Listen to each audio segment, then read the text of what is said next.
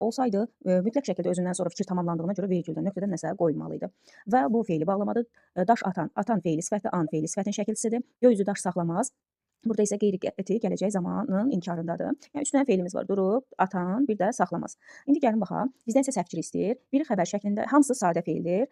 Uşaqlar, hamısı sadə feildir. Ümumiyyətlə yadımızda qalsın ki, feilin təsriflənməyən formalarının şəkilçiləri qrammatikdir və burada başqa şəkilçi də işlənmədiyinə görə, yəni başqa leksik şəkilçisindən istifadə olunmadığına görə, məsələn, durub sözünün kökü durmaq, ıb qrammatik, atmaq, an qrammatik, saxlamaz sözün kökü saxladı və maz isə iki şəkilçinin birləşməsindəndir. Ona görə də, yəni inkar şəkilçisi də qrammatikdir və qeyri-qəti gələcək zamanı şəkilçisi də qrammatikdir və buna görə də hər üçü sadədir. Amma məndən yanlış fikir istəyir. Biri xəbər şəklindədir.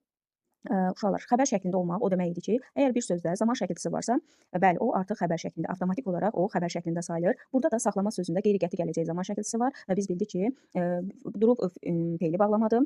Daş atan feili sifət şəkilçisi işlənibdir. Saxlama sözü isə təsriflənən feildir və feilin şəkillərinin xəbər şəklindədir. Bu da doğru fikir olduğuna görə bu fikri də getdi. İkisi təsdiq, biri inkardadır. Bəli, orada saxlama sözü inkardadır. Bu da doğru fikirdir. Təsriflənən feillərdir.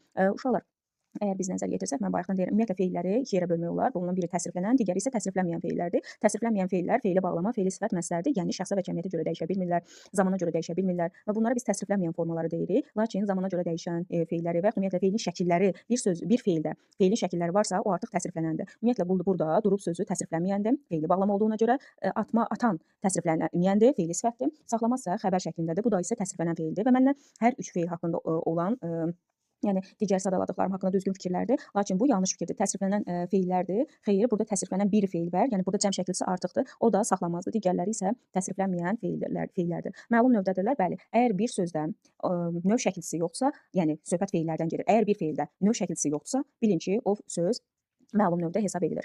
Ona görə də mən həmişə ilk öncə uşaqlara bildirirəm ki, feilin qrammatik məna növlərinə görə əgər bir sözü təhlil etmək istəyiriksə, birinci orada şəkilçiyə baxın, ikinci isə məzmuna baxın. Digər testə baxaq.